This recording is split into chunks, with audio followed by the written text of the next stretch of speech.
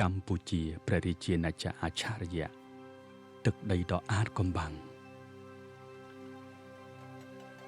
ទីកន្លែងដែលមានប្រវត្តិសាស្ត្រដ៏រស់រវើកដើមកំណើតនៃរបាំបុរាណខ្មែរហើយបន្តរឿងរ៉ាវពីមួយជំនាន់ទៅមួយជំនាន់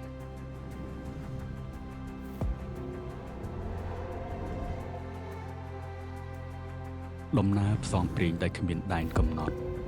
ប្រទេសមួយដែលមានវ័យចំណាស់ពោពេញទៅដោយមរតកដូនតាដ៏មហាសាលព្រមទាំងសម្បត្តិធម្មជាតិដ៏សម្បូរបែបភាពរុងរឿងនិងប្រពៃណីដ៏ល្អឥតខ្ចោះបានរួមរស់ជាមួយគ្នារាប់ពាន់ឆ្នាំមកហើយនឹងបន្តរស់រវើកជានិរន្តរ៍ភាពសុខដុមរមនាទាំងផ្លូវកាយនិងចិត្តស្វែងយល់អំពីអរិយធម៌ដ៏ចំណាស់និងរុងរឿង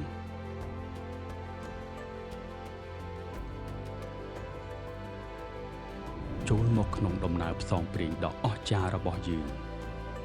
ពោពេញដោយភាពភ្ញាក់ផ្អើលដ៏អស្ចារ្យតាមរយៈភាពរីរាក់ទាក់និងការគោរពបន្តថែរក្សាកេរដំណែលដូនតា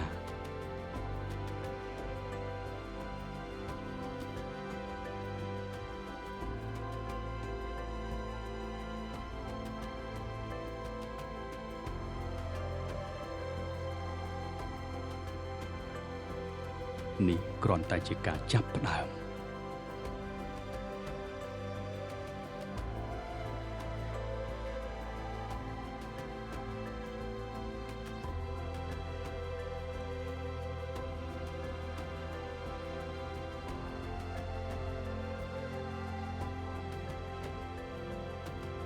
ស្វាគមន៍មកកាន់ព្រះរាជាណាចក្រកម្ពុជាដ៏រុងរឿង